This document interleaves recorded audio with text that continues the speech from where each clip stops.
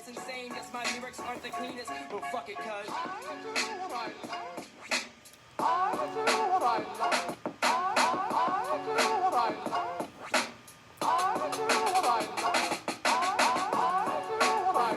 do what I love. I do what I like. I do what I like. I do what I like. I do what I want.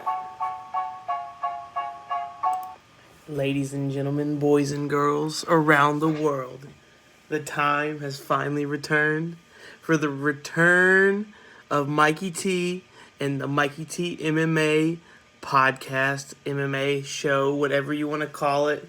It's just going to be me tonight. My partner Framus is going to have work early in the morning, and I respect that. So I just got my new equipment set up, and I just really wanted to hop on here for the first time in, I would say 2 years at least since I've uploaded a video on here. And I got all my equipment set up, and I was really excited, and then all of a sudden I realized because I hadn't uploaded a video in so long, I wasn't able to live stream on YouTube, so I'm actually doing this from my phone, but I just wanted to give you guys a quick little rundown of what I'm working with here. You see the WWE figures in the back, and then the pops and the MMA books, but this is what the new setup's looking like. Got the mic, got the good posters in the back, and then this is where it gets serious. The double screen, wireless mouse. We're doing it right this time around, guys. I'm not playing no games this time like I was before. Just showing up when I felt like it, showing up when I wanted to. This is something that I have missed so very much in my life, and I'm so passionate about. And regardless of however many people are watching this video, whether it's 0, whether it's 100, whether it's 15 million, I get a type of satisfaction from coming on here and just talking about fights. I mean, for those of you who don't know me, my name's Michael Thompson.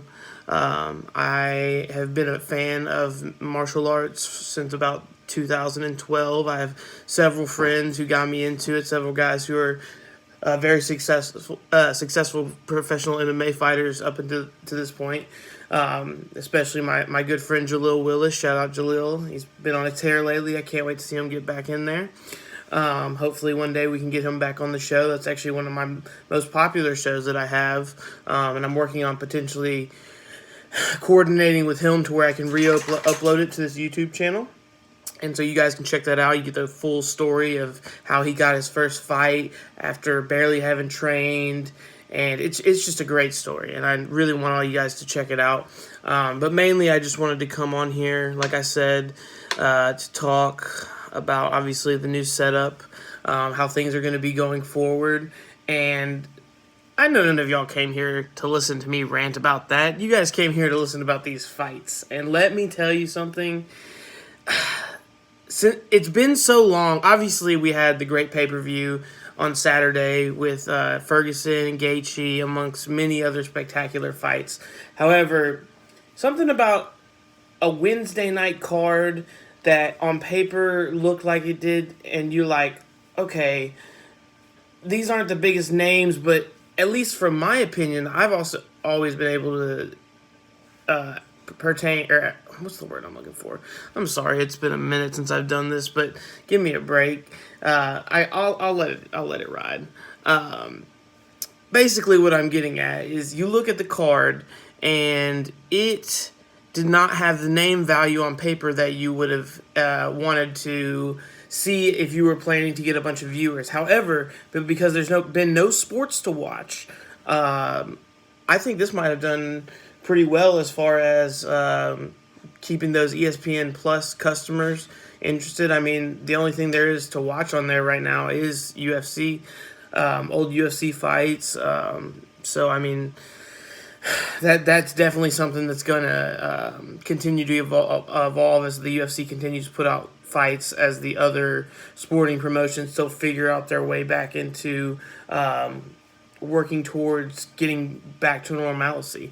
But that's one thing about this fight card here is it kind of, at least for me, brought a sense of normalcy to my life that I haven't experienced in so long.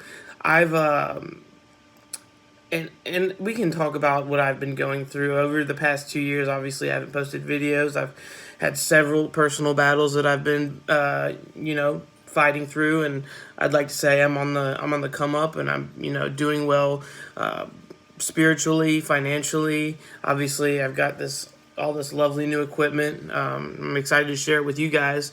However, I don't want to just let it stop here. I want it to continue to build. I want to get as much feedback as possible. And I guess if I keep ranting like this, the feedback isn't going to be too good. So let's go ahead and talk about these fights. I'm sorry, guys. It's been so long since I've done this. I just really wanted to hop on here because I was so excited. I finally got this passion back as far as putting myself out there, because that's always been the hardest thing for me, is putting myself out here, like seeing if people actually care to listen or what the case is. But regardless of the facts, it's very rewarding for me knowing that I am, creating something and using my time wisely, where in the past I have chosen to use that time, that empty time that I have between work and school, for some not so great stuff. So now that I'm doing something positive, I plan to continue doing it. We're going to start it right here, right now. We're going to go through this card, and I'm going to keep it kind of brief tonight, guys. I'm not going to lie. I really just wanted to get in here and, reintroduce myself, explain how everything's going to be going forward. But, man, this card was fantastic. Even from the start of the prelims, I'm sitting here looking at it. Chase Sherman, a lot of you guys don't know. He's a guy from Mississippi who I have actually communicated with a few times back when I was doing the podcast the first time around, trying to get him on the show, and he agreed to do it. And for whatever reason, we weren't able to make it happen. However, he came out, and this is a man who was cut from the UFC. He took bare knuckle boxing fights. He won some. I think he lost one. But then he was also doing very well in MMA too. But the journey to get back to the UFC and to take a fight on short notice like this, I mean, that's something very inspirational, especially for me, seeing a guy from Mississippi, which is right next to Tennessee, obviously, where I'm from. Seeing someone like that do well just really makes me happy. And also shout out Bryce Mitchell from this past weekend. That guy is making Arkansas really proud.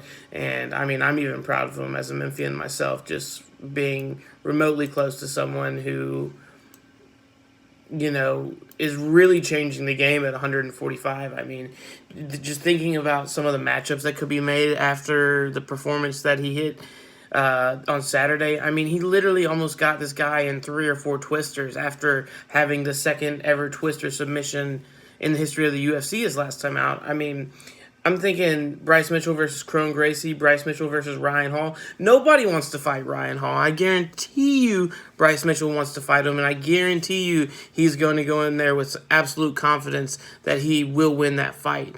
I think that will probably be his toughest fight to date, because Ryan Hall's jiu-jitsu is otherworldly in terms of the MMA game. However, I think Bryce is a more well-rounded fighter, so I'd be interested to see if Bryce's defensive jiu-jitsu is able to get him in a position to where he can stand back up on his feet and do some damage on his feet, because that's something that we really haven't gotten to see a lot of him in his UFC career, or, I mean, even when I was watching him back in V3, it's a local promotion here in the Memphis Mid-South area, he never even had to use his striking just because he was so good at, taking guys down, hopping on the back. Now he's adding the twister. Like, this guy is insane. But like I said, shout out Chase Sherman. Incredible work. He got rid of Isaac Villanueva 50 seconds into round number 2. And it took me 2 times watching the replay to see what really happened. But he finished it off with the elbow strikes, which was very impressive. Whenever you see a guy the size of Chase Sherman, former college football player, putting elbows in and putting all the torque in his body, every ounce of energy he can force from his hips and turning into that elbow and following up with another one on the other side, it's a thing of beauty to watch.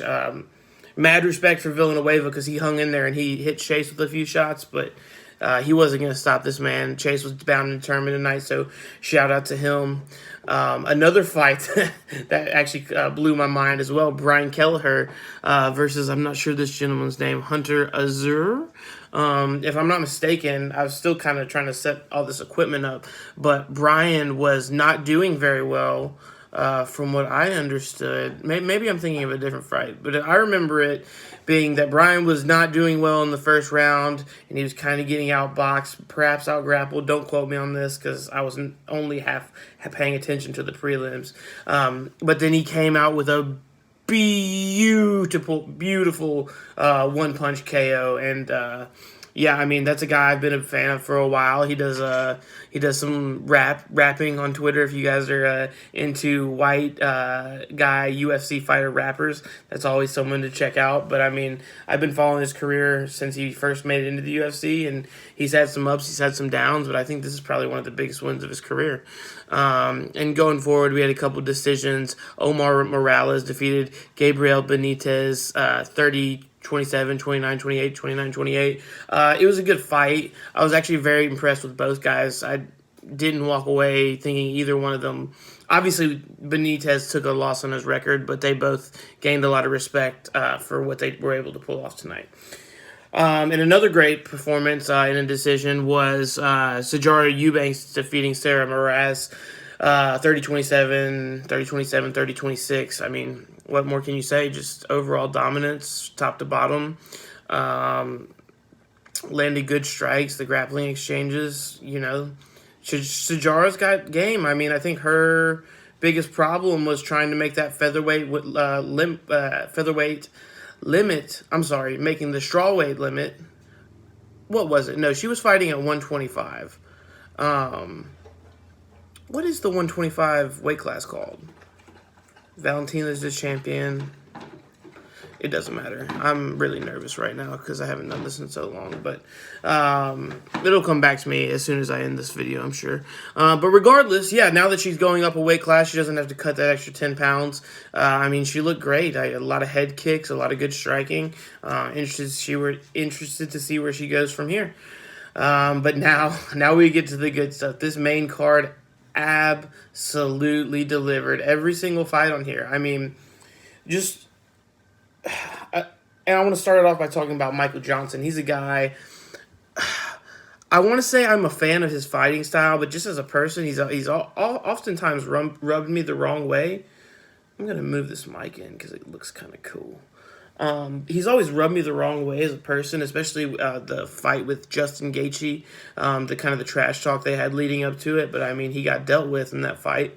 And one of the reasons why was he got so emotionally invested, and he came out hot, and he thought that he was, making it happen, and he really was. He stumbled Gaethje early, and he was doing his thing, and he basically blew his gas tank, and Gaethje was able to put that pressure on him, very similar to what he did to Tony, and overwhelmed him and stopped him.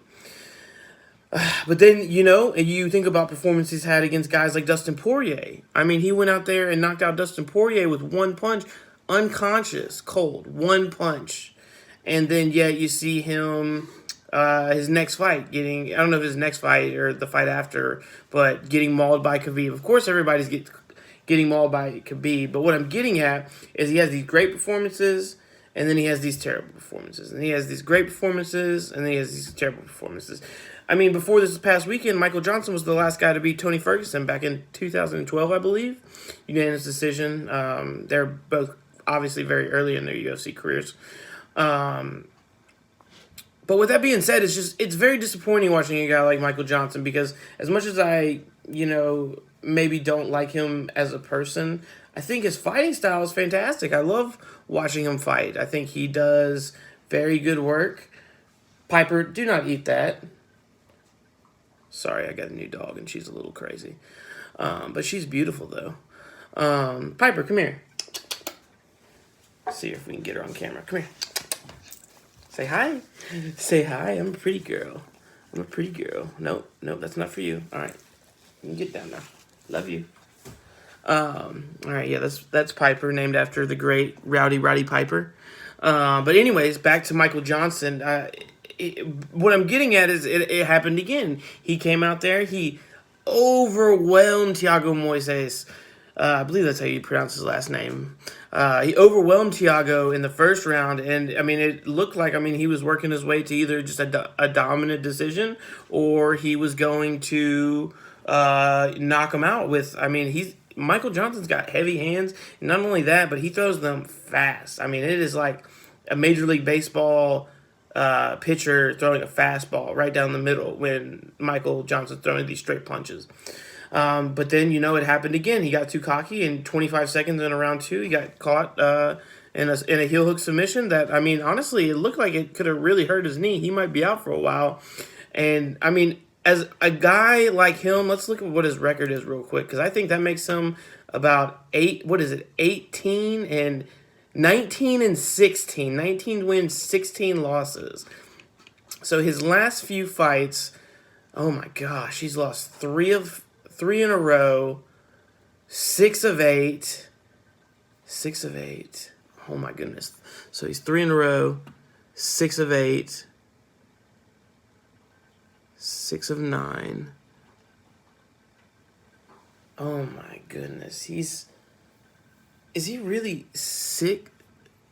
Wait, hold on. This is blowing my mind right now. So he's got 1, 2, 3, 4, 5, 6, 7, 8 losses to his last 3 wins. So in his last 11 fights, he's 3 and 8. He got submitted by Moises tonight by a heel hook. He got beat by Stevie Ray by decision. He got knocked unconscious by Josh Emmett.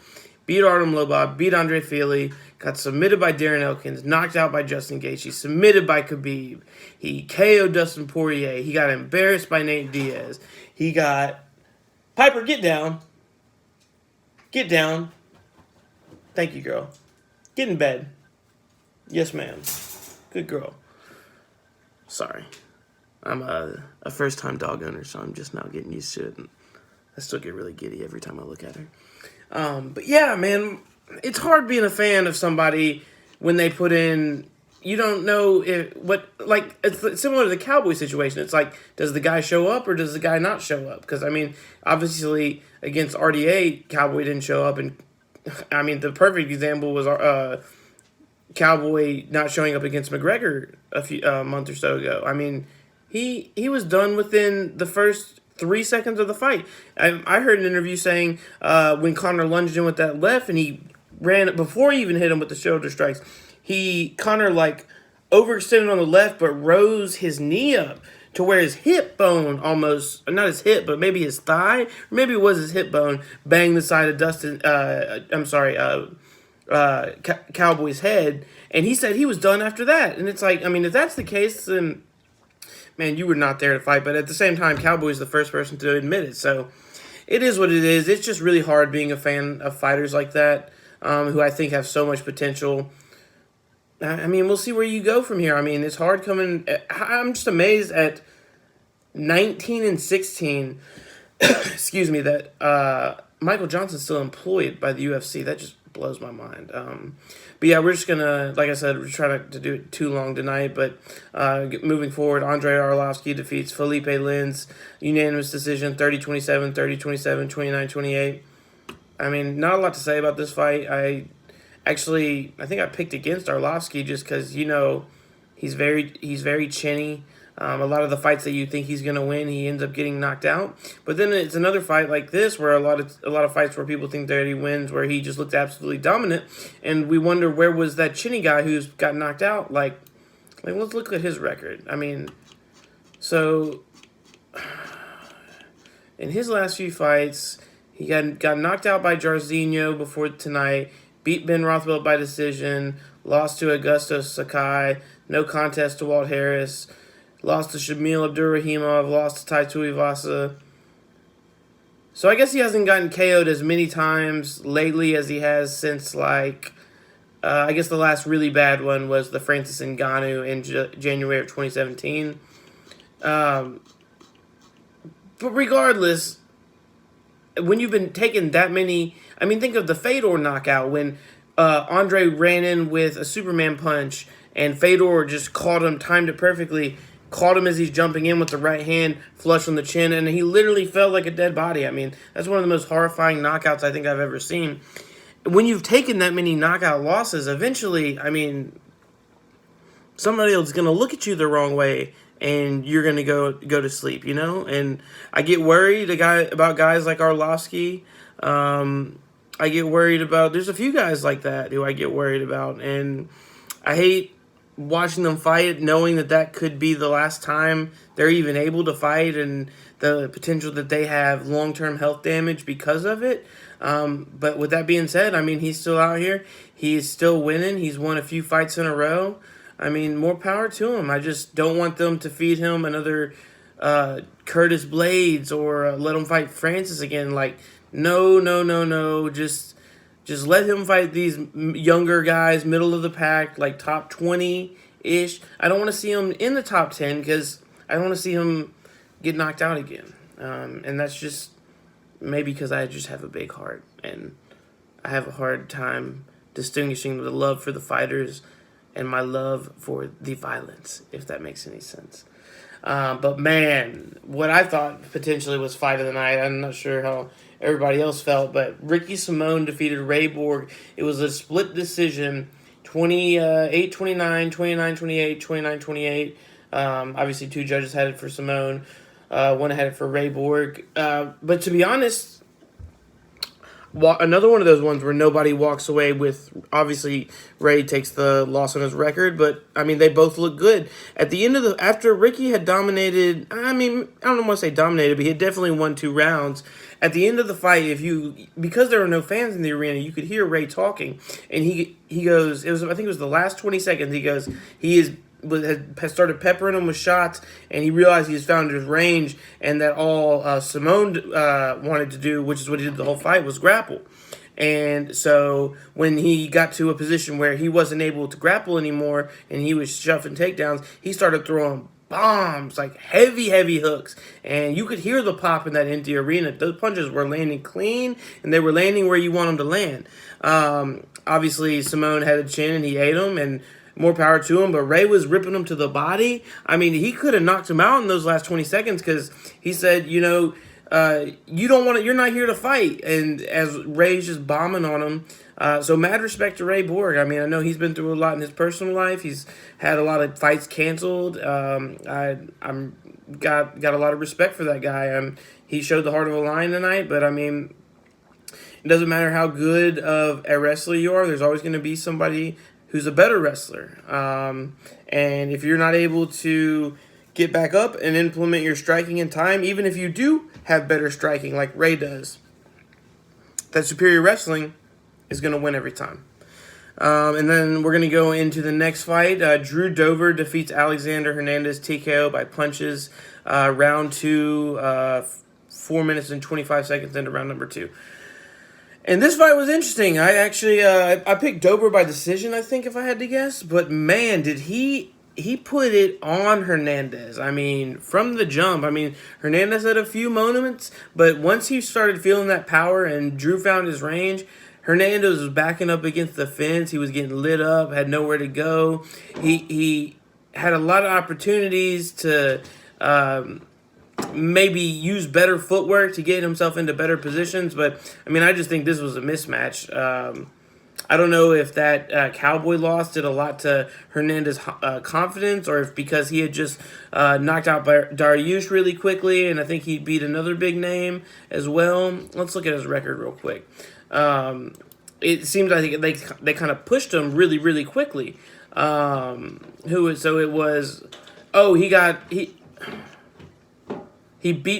to Cerrone, and then he beat Trinaldo. Okay, so the only loss he had was to Cerrone, but he got embarrassed by Cerrone after talking all the crap. And, I mean, a young guy like that, I think that can do a lot to your confidence. Now, I'm not saying he won't come back and be better because of this. I just wonder if feeding him to Cowboy too soon is going to have a long-term effect on what he's able to do going forward in terms of his confidence level. Because after getting knocked out by Cowboy and after getting TKO'd by Drew Dober tonight... Excuse me. I need more water. Yeah, it's going to be hard to come back from that mentally. And, even if you do, you're never going to be that. And I guess this is every fighter after you take your first couple losses, especially knockouts. But coming back, you don't have the same confidence, and you have to approach it a different way. You have to understand that, not only could you get knocked out, you embarrassed in front of all your friends and family and all the people watching at home, but it's like you could be taking years off your life, and you got to accept that. And I think a lot of these young cats like Aaron Hernandez before the Cerrone fight didn't think that was even an option. And, you got to learn sometimes. So I guess it was his time to learn. I'd love to see him back. But, I mean, with that being said, Drew Dober, he's a killer. And if I don't see that man in the top 15 this next week, I'm riding. I am riding because he is a guy who's been grinding for so long in the UFC. He's had, let's see how many fights he's had in the UFC. He has had, including the Ultimate Fighter, 1, 2, 3, 4, 5, 6, 7, 8, 9, 10, 11, 12, 13, 14, 15. 15 fights in the UFC, and he's only lost, 4 or 5? Dude's a beast, man, and I think he's finally coming into his own. I got mad respect for that dude too, man. I'm interested to see where he goes. If we were here a little bit longer tonight, and I didn't have work so early in the morning, I'd probably pull up the top 15 to see do some fantasy matchmaking, because that is something I really enjoy doing, and I want to do a lot more going forward, because I think it's always fun putting potential fights together, and when they do come together, going back and listening and seeing how we thought everything would turn out. That's actually kind of what reinvigorated me to start doing this podcast again. I've been dealing with some minor medical issues that have caused me to miss a little bit of sleep, just having a hard time staying asleep at night. And past couple of nights, I started listening to some of my old podcasts. I listened to the one I did with Jaleel, and I'll just be honest, it inspired the hell out of me, and made me realize this is something that I really enjoyed doing. And like I said, it's not about the notoriety of knowing people are watching, or if even anyone's watching. It's very therapeutic for me. And so I think that time of reflection that I had these past couple of days thinking about it, I was going somewhere with that. I promise I'm going to be better at this next time, but it is way past my bedtime, and I got work here in a few hours, so I'm going to get through these last 2 fights, and I'm going to come back stronger. I'm going to have the full setup. I'm going to have the new webcam. I'm actually going to be recording from my computer, probably live streaming. Hopefully I'll have Framus with me so we can do Mumble in the Jungle. But just real quick to these last 2 fights. We got Ben Rothwell defeats Ovince St. Preux, split decision, 28-29, 29-28, 29-28. It was interesting because OSP actually landed a shot at the end of the second that dropped Ben Rothwell. OSP was hanging in tough. I mean, Rothwell overwhelmed him, especially at the end and even earlier parts of the fight. But OSP, a Knoxville guy, and as a Tennessee Vols fan myself, I always support him. Dude's got heart, man. I mean, he went 5 rounds with John Jones. He did not get knocked out by Ben Rothwell tonight, who was ready to knock someone's head off, and he came pretty close, but OSP took it. He's a bad man. I mean, on any given night, I think he could be up there in the top 5 of the light heavyweight division. This fight was at heavyweight, so I'm interested to see where he goes from here. But yeah, like I said, we're gonna get through these last ones real quick. Man, this main event, Glover Teixeira defeats Anthony Smith by TKO by punches. 1 minute and 4 seconds into round 5, and I think the immediate conversation following this fight is going to be, unfortunately, Anthony Smith's corner. They really should have stopped the fight.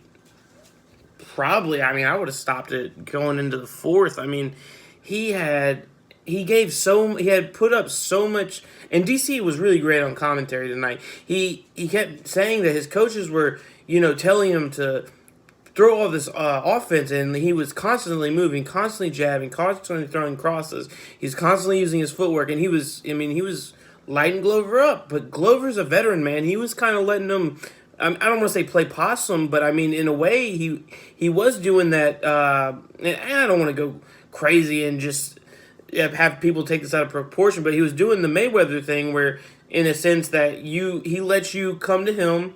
What Mayweather did with Conor, for example, he lets you come to him. He lets you throw everything that you have, and then in that third round, when you start to get tired and you look over and Glover's still fresh, you have to have that moment. I think I even heard Anthony's corner say at the end of the fourth round, he's like, "Look, you got to decide right now. Like, you were doing well at the beginning of the fight, but you clearly made a decision at some point that this guy was better than you, and you were giving in, and that's unacceptable. You're better than that. You are, and you need to make it happen." And then what happens? He goes a minute in the fifth round, and he just got demolished. I mean, he got dropped.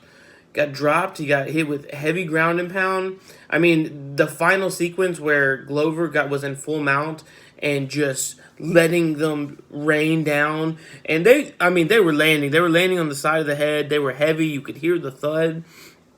The empty arena stuff is really interesting, being able to hear the thud. I mean, you can hear kicks and stuff because of the mics when there is crowds. You can sometimes hear punches. You can hear it really well when you're in person. But the empty arena, it's one thing I've noticed about WWE too, because I haven't gotten into this, but I am now a pro wrestling fan as well, just as much as an MMA fan. So if anybody out there is interested in that, I've talked with Framus about doing some AEW or WWE main roster, NXT or New Japan shows. Whatever you guys are interested in, just let me know. Leave a comment, leave a like. I'm gonna end it there. I hate seeing a guy like Anthony Smith, who, if you didn't hear a few weeks ago, he had a guy with a mental health disorder break into his home, and he had to physically fight this man for the safety of his kids and his wife. Like, his wife and his kids were at home, and it was the middle of the night, and this crazy guy walks into their house, and he had to physically hold him off until the cops got there. And it's like, man, you just took a fight like 3 weeks later, like 4 weeks later. I mean, I don't know. I mean, obviously, I don't think he got hurt by the guy. I'm sure his hands probably hurt from, smashing his head in so many times. But the mental aspect of having something so traumatic like that, I wonder if that played any part into it. With that being said, though, Glover, he's a bad man. After getting knocked out by Gustafsson, getting knocked out by Rumble, he was another one of those guys with the chin problem. But then every single time I count him out, he comes back and he beats an Anthony Smith, or he beats who was the last person he beat that I was really surprised by? Let's see. He beat Anthony Smith, Nikita Krylov, Ian Kutelaba, Carl Roberson. He lost to Corey Anderson. TKO'd Misha Serkinov. That was very impressive. Beat Jared Cannonier. Like, he's had an amazing career. He just always lost the big ones. And he's taken a lot of crazy knockout losses. But, I mean, I guess that just goes to show you some people are just built different, man. And I take a lot of inspiration from that. I mean, especially with what I've been going through in my personal life, getting to see some of these guys that are absolute warriors, who, are doing this stuff to take care of their family. It's their meal ticket. It makes me put my problems into perspective and realize that I'm very blessed that I don't have to physically get in a cage and fight another man to put food on the table for my family. It just makes you, maybe it's just me, but it just makes me respect these athletes so much more than I guess maybe than any other athlete. I mean, I can't really think of another athlete who has it any worse than fighters do. I mean, as far as pay, it's a tough gig. It's a tough gig. But I'm another thing about me, and I promise I'll end on this. What I've been doing this past year almost is I have gotten into a trade. I'm working full time. I'm also going to school at a trade school, and I have 1 semester left, and then I'll be done. And I'll have 2 more years, and I can take my certification test, and I will be a licensed tradesman. And I'm really excited about that. I'm really looking forward to the future, not only with that, but with this podcast. And I think for once in my life, things have all finally started to come together at once, as opposed to just, I was doing good in this area, but I was lacking in this area. Or I was doing good over here, but over here I was down in the dumps. It's a different world I'm living in now. It's still an everyday struggle, an everyday grind. But if anybody needs to hear it out there, all you got to do is wake up in the morning. You got to decide, it's going to be a good day. It's more about bad things are going to happen. It's more about how you react to those bad things that control how you react to those situations and how you let it affect your day. And so, not every day is going to be a good day, but if you at least make the effort to have a good day, I think the world will slowly, you'll find the world starting to be a better place. And I didn't really want to get all philosophical on an MMA show, but I haven't talked to you guys in a while. This is my first video back. If you guys don't mind, I'm going to end it here. If you don't mind leaving a like, a comment, share, follow my Twitter, my Facebook page, whatever it is. I don't even care, honestly. Just the fact that you're watching, that's enough for me. I really just want to thank every single one of you who, if anybody does decide to watch this, for coming out and spending some time with me. I promise next time it's going to be better. I'm going to have my equipment fully set up and ready to go. But I guess the best way to end this is just letting you know that I'm here to stay this time, and I got some big dreams. So in the words of my good friend Jacob Woloshin, I'll let him take you out. This has been the MikeyT MMA podcast, and we are out. Big dreams, big dreams. I'm trying to make it, but I swear this shit isn't what it seems. Nah. Big dreams, big dreams. I'm trying to make it, but I swear this shit isn't what it seems. I was born in '93. I grew up in the suburbs. I went to Woodland Press. I was invested as a